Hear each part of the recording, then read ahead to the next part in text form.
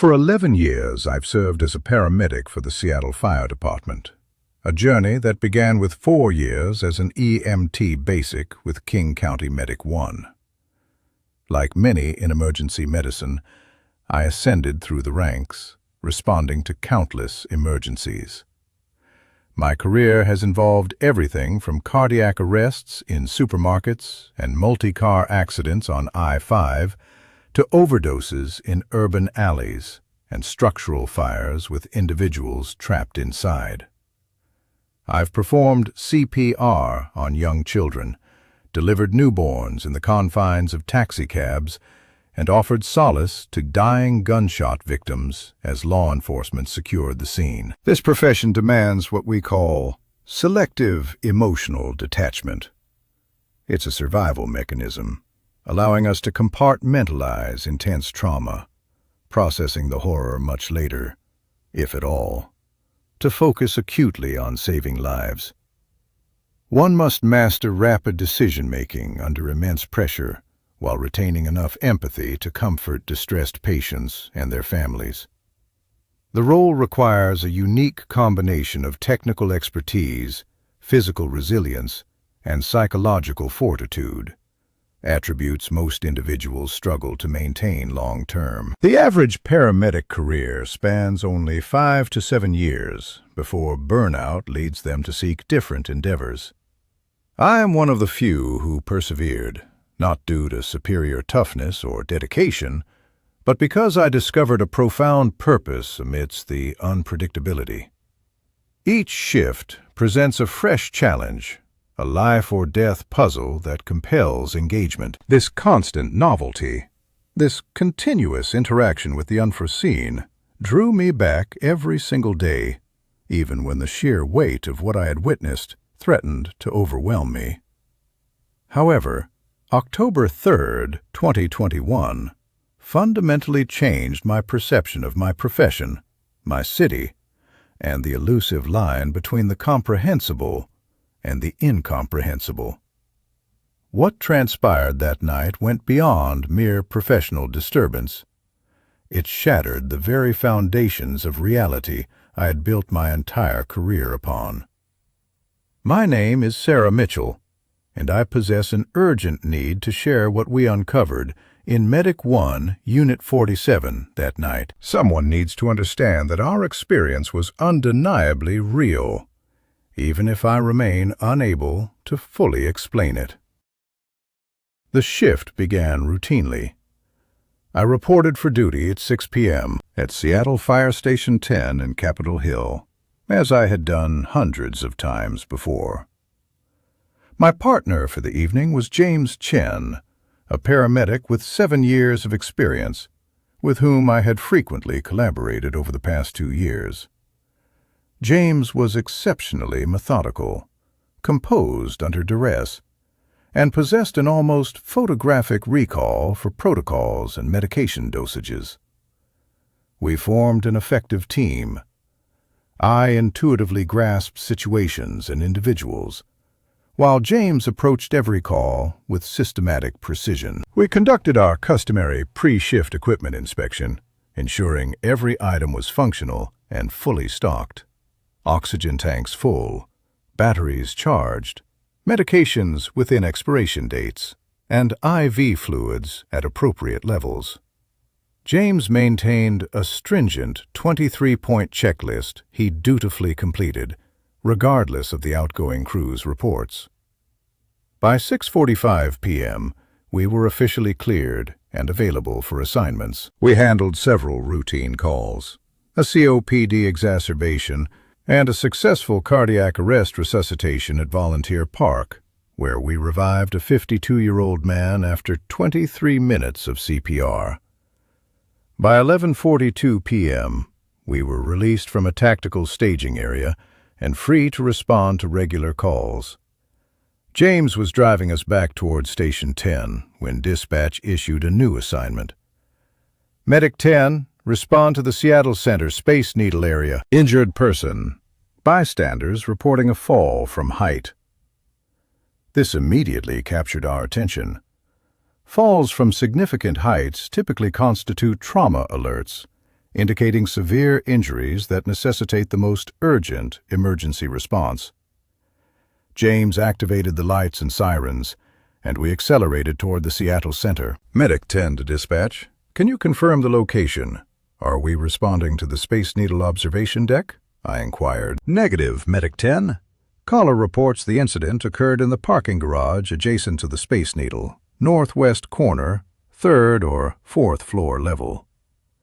We arrived at 11:53 p.m. A security guard, a young man in his mid-20s with a uniform that appeared several sizes too large, was awaiting us at the entrance. He was visibly agitated, his face pale beneath the stark sodium lights of the garage. "Up here," he uttered, his voice slightly trembling. "4th floor, northwest corner. I don't know if he's alive." We followed the security guard up the vehicle ramp. The 4th floor was dimly lit, with half the overhead lights either burnt out or deliberately deactivated to conserve energy. "I was doing my rounds," he explained, his words rushing out nervously. "I heard this sound, like an impact, something heavy hitting concrete. I came around the corner and saw him lying there, not moving. I called 911 immediately, but I was afraid to touch him in case, spinal injury or whatever." "You did the right thing," I reassured him. "Where is he?" The guard paused, bewildered. He gestured toward a patch of concrete floor about 20 feet ahead, near the garage's exterior wall. "He was right there. I swear he was right there." James and I exchanged glances. The designated area was empty. No person, no blood, no discernible signs of trauma whatsoever. "Are you sure this is the spot?" James asked, his tone professional, yet tinged with skepticism. "Positive. I stood right here, shined my light on it." He was wearing a dark jacket, jeans, lying on his side. I could see his face. He looked maybe 30, brown hair, some kind of tattoo on his neck. He wasn't moving, wasn't responding when I called out to him. I walked to the area, meticulously examining the concrete floor with my flashlight. Nothing. No bloodstains, no scuff marks, no evidence that anyone had ever been there. "How long between when you saw him and when we arrived?" James asked. The guard checked his watch. "Maybe 15 minutes. I called 911 at 11:37. I stayed here, keeping eyes on him while I waited for you. I looked away for maybe 30 seconds when I went to the ramp entrance to watch for your ambulance. And when I came back, he was gone." After 20 minutes of searching, we were forced to accept the obvious. There was no patient. Whatever the security guard had witnessed, or believed he had witnessed, no one here required medical attention. "Medic 10 to dispatch," James radioed. "We've completed a thorough search of the scene. No patient found. Possible unfounded call, or patient self-ambulatory prior to our arrival." We cleared the scene at 12:31 a.m. As James drove us out of the parking garage, I felt an unsettling sensation I couldn't quite articulate. The entire situation felt wrong. Not merely the missing patient, but the pervasive atmosphere of that 4th floor. The quality of the silence there, the way the shadows seemed inexplicably deeper than they should have been. We responded to 2 additional calls, an appendicitis case and an intoxicated driver with a forehead laceration who declined transport. By 3:35 a.m., we were heading back toward Station 10. The city was hushed at this hour, a tranquil interlude between late-night revelers returning home and early commuters beginning their days. We were southbound on Fairview Avenue when dispatch delivered a message with a tone I had never encountered before. The dispatcher's voice was strained, controlled, yet permeated with an unsettling undercurrent of concern. All units, be advised, We have a report of a stolen ambulance. King County Medic 1, Unit 47, was taken from Harborview Medical Center approximately 3:20 a.m. Vehicle was left running while crew was inside delivering a patient. Vehicle has GPS tracking. Last known location shows it stationary at Discovery Park, lower lot area. James and I exchanged bewildered glances. Ambulance thefts were incredibly rare, perhaps 1 or 2 occurrences nationwide each year. At 3:47 a.m., dispatch provided an update. All units, SPD has located Medic 1, Unit 47, at Discovery Park, lower lot. Vehicle is unoccupied. No suspects on scene. A few minutes later, Medic 10, respond to Discovery Park lower. Meet with SPD. Possible medical emergency. Details to follow. We arrived at Discovery Park at 4:03 a.m. 4 police vehicles were already on scene, their lights casting pulsating patterns through the trees. The stolen ambulance, Medic 1 Unit 47, sat prominently in the center of the parking lot, its engine running and headlights illuminated. A Seattle police sergeant approached us as we parked. Her name tag read Martinez, and she exuded the weariness typical of night shift officers after years of graveyard duty. "Thanks for coming," she said. "We need you to check out the ambulance before we process it. Something's not right, and I want medical personnel to clear it before my officers go inside." "What do you mean, not right?" James queried. Sergeant Martinez hesitated, meticulously selecting her words. "My officers looked through the windows. There's something on the gurney in back. It looks like a person, but it's not moving, not responding to light or noise. We can't tell if it's a patient, a mannequin for training, or something else. And there's equipment that appears to be running. Monitors, maybe oxygen. But no one's responding when we call out." I grabbed our flashlights, and we approached the ambulance with James. I peered through the rear door windows, using my flashlight to illuminate the patient compartment. What I saw defied immediate comprehension. The gurney was in its deployed position, safety straps securely fastened. Someone, or something, lay upon it, covered from head to toe with a white sheet. The cardiac monitor was active, displaying a rhythm. IV bags hung from the poles, with lines disappearing beneath the sheet. The pulse oximeter emitted a steady beep. Oxygen was flowing. I could distinctly hear its hiss through the door. "There's a patient in there," I stated. "All the equipment is running as if someone is being actively treated." "But who's treating them?" Sergeant Martinez asked.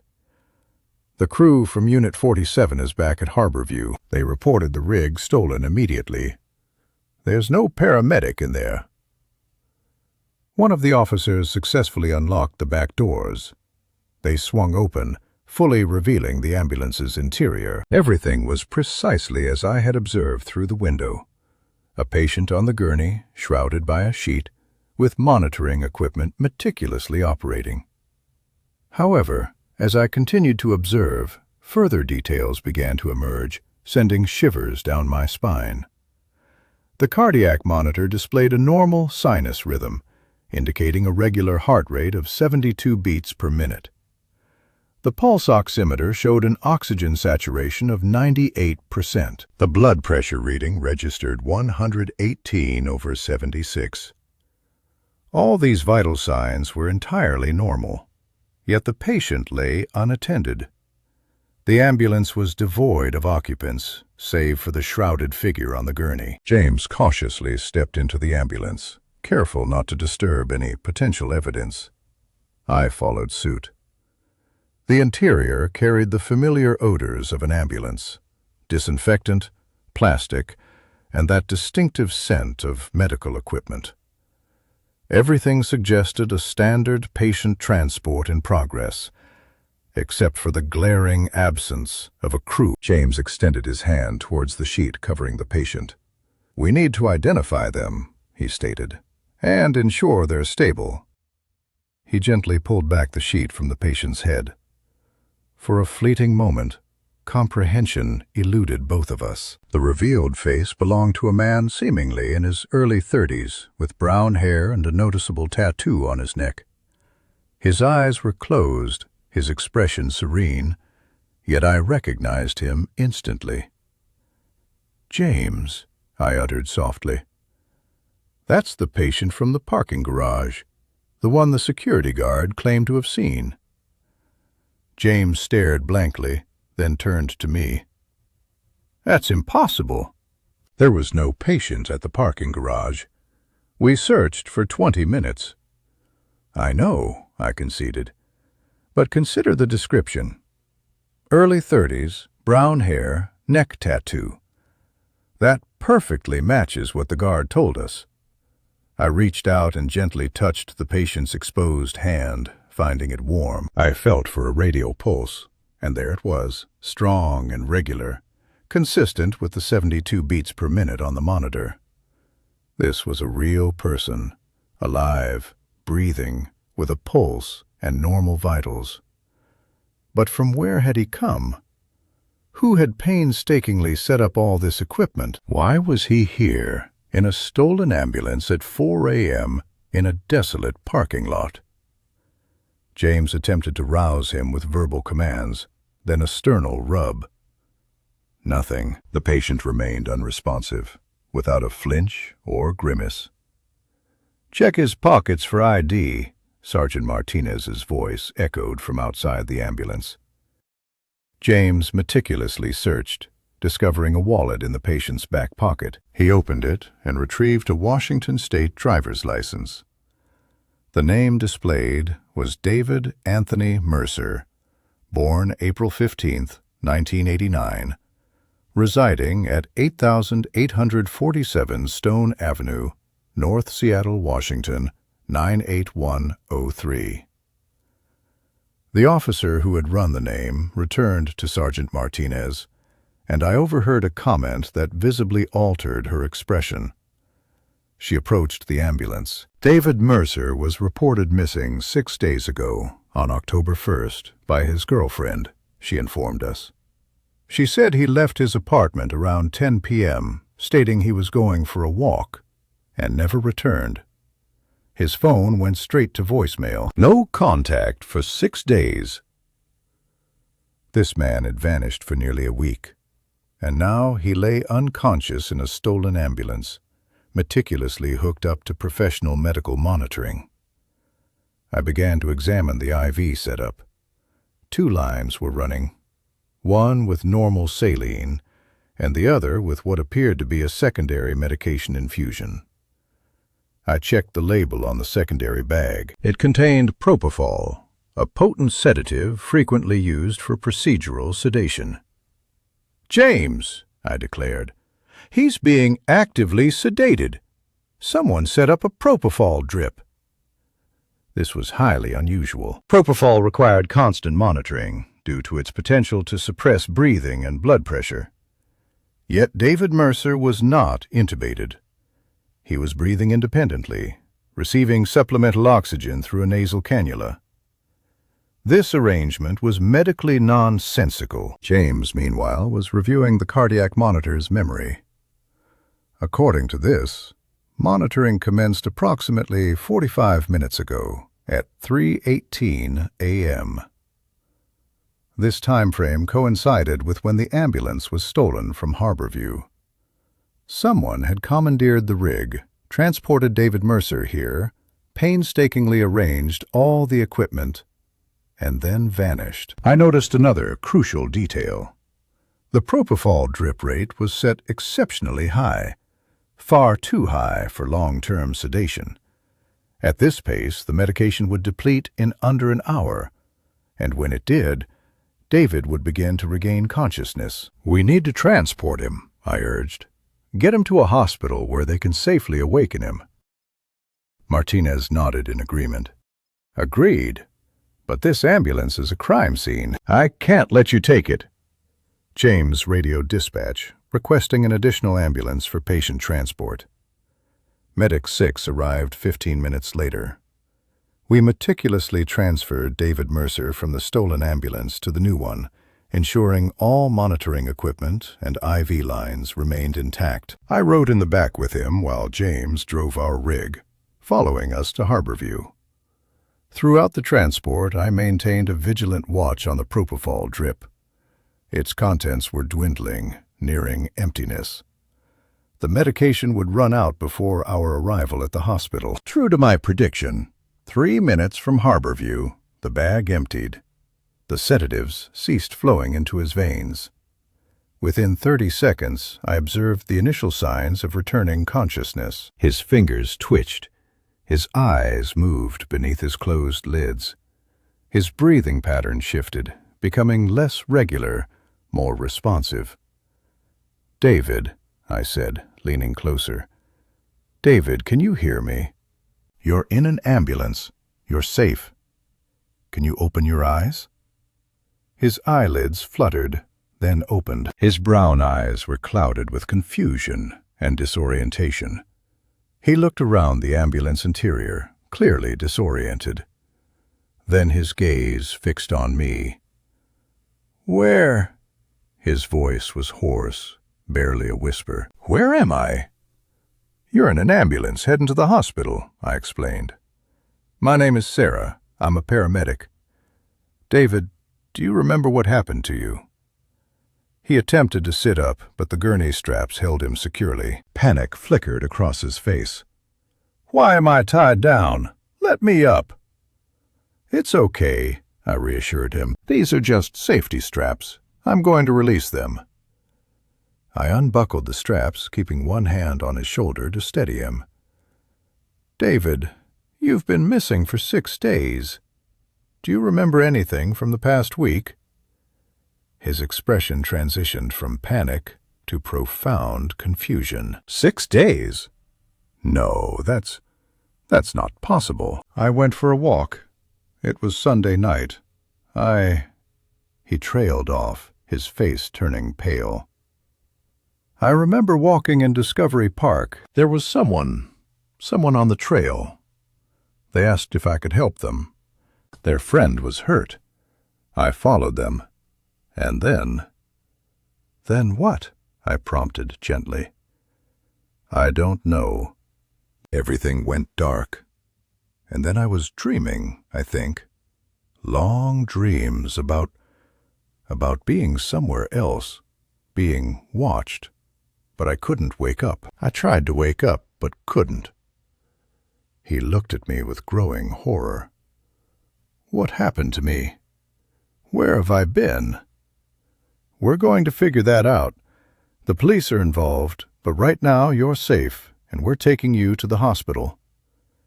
He clutched my arm, his grip surprisingly strong for someone who had been sedated for days. The parking garage. I remember a parking garage, 4th floor. Someone was there, standing over me. I could see them, but couldn't move, couldn't speak. They were watching me. 4th floor of a parking garage, the Seattle Center garage, where the security guard had seen him, or rather, believed he had seen him.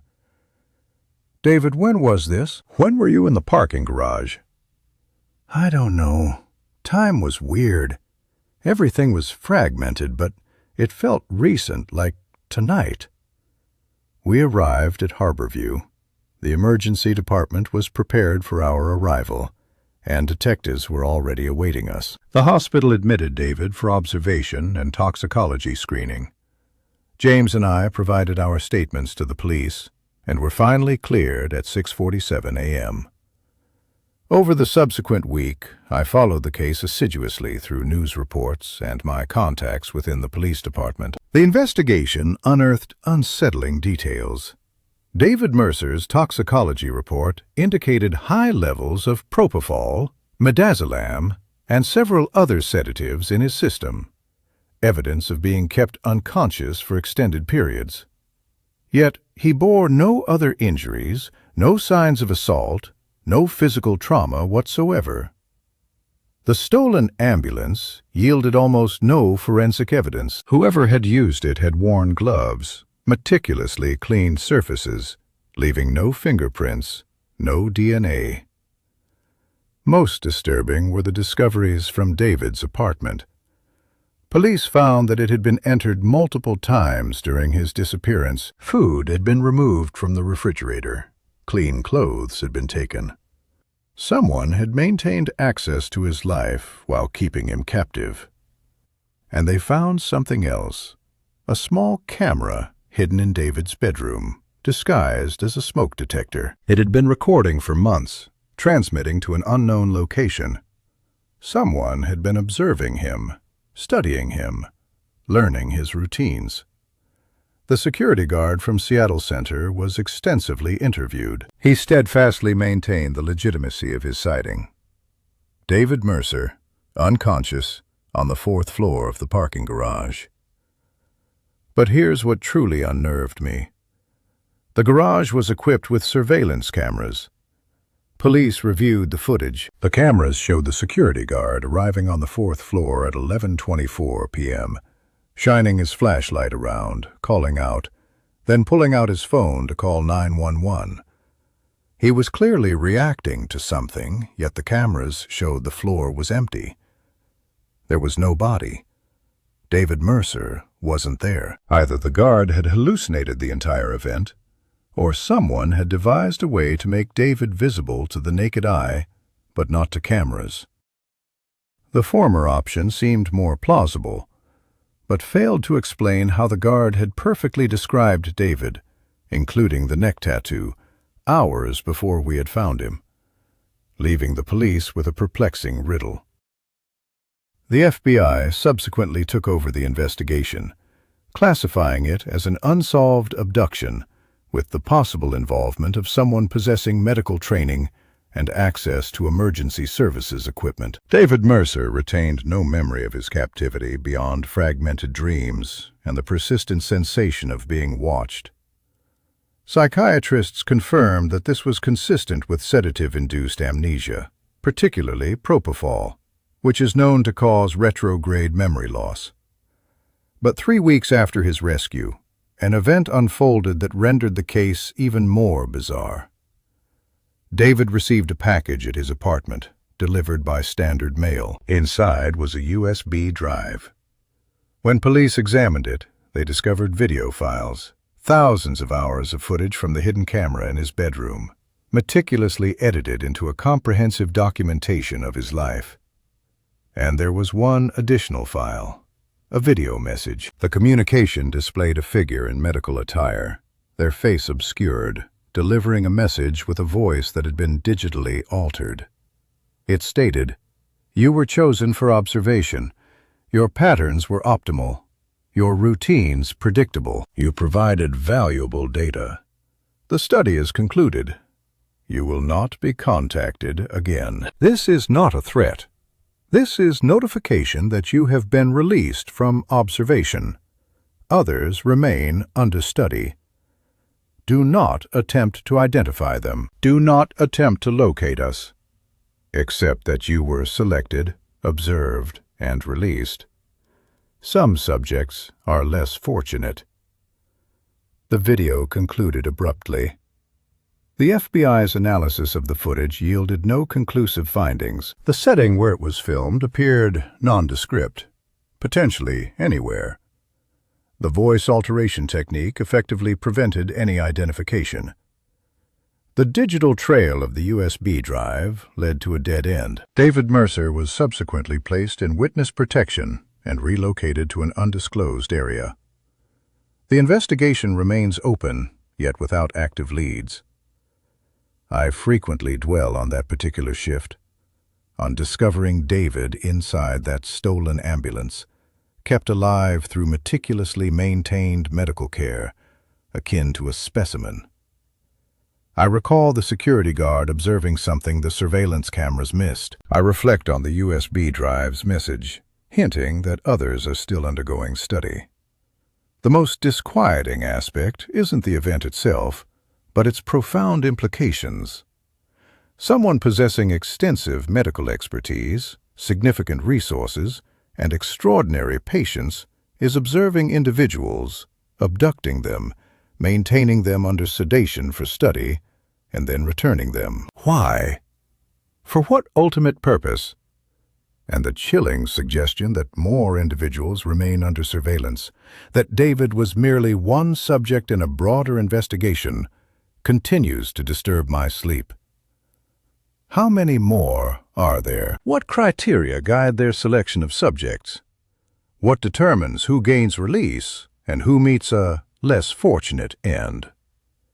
Having been a paramedic for 11 years, I've witnessed death in myriad forms, experienced immeasurable trauma, and encountered human suffering that would break most. Yet this case, this deliberate, systematic violation of personal autonomy, this clinical approach to abduction and observation, terrifies me in a way that random acts of violence never have. Random violence is chaotic, emotionally driven, and, in a twisted sense, comprehensible. This, however, was none of those things. It was methodical, patient, and purposeful. The individuals who abducted David Mercer meticulously planned it for months, executed it flawlessly, and managed to escape entirely undetected. And they remain at large, still observing, still studying, still selecting their subjects. I now find myself scrutinizing patients differently, wondering if any might be under observation. I notice unfamiliar vehicles parked near my residence. I obsessively check my smoke detectors, irrationally convinced I'll discover a hidden camera. James and I still collaborate, responding to calls across Seattle. We no longer speak of that night, but I'm certain he, too, thinks about it. I discern it in the heightened care with which he now inspects the rear of our ambulance, in the way he tenses during responses to Discovery Park, and in the prolonged pause of his hand on the lock of the drug box, ensuring its security. That is what truly haunts me about that shift. Not the lost time in David Mercer's memory, not the elaborate medical setup within the stolen ambulance, not even the chilling message on the USB drive. It's the absolute certainty that we stumbled upon something far more extensive than a single abduction. Something organized and ongoing. Something that reduces people to research subjects, to data points to be observed and categorized. David Mercer was chosen because his patterns were optimal, his routines predictable. This description applies to most of us. We are all potential subjects in someone's study. That ambulance wasn't merely transporting a patient. It was returning a specimen that had outlived its research value. And somewhere out there, in another stolen ambulance or unmarked van or a clinical facility we will never locate, another individual is strapped to a gurney, kept unconscious, being studied, being maintained until they, too, are either released or become one of the less fortunate ones mentioned in the message. After 11 years as a paramedic, I've learned that the most terrifying emergencies aren't the ones we respond to publicly. They are the ones that unfold in silence, in secret, with clinical precision. The ones where someone in medical scrubs holds all the power, and the patient never even realizes they are a patient at all. That is what I found in that empty ambulance at Discovery Park. Not just David Mercer, but the proof that some nightmares wear stethoscopes and speak in calm, professional voices while they transform people into specimens. And they are still out there, still operating, still selecting their next subject. Perhaps that subject is you. Perhaps you will never know until you awaken, strapped to a gurney, 6 days having passed, with no recollection of your whereabouts or what was done to you while you slept. This is the case that haunts me, not for what we witnessed, but for its profound implication. We are all merely potential data, all just subjects awaiting selection. And when they come for you, they will do so with perfect medical care, keeping you alive and comfortable while they study you like an insect under glass. This is what truly haunts me about that shift. The chilling realization that sometimes the ambulance isn't there to save you at all. At times, its presence serves to carry you away to a destination far more dreadful than your current one.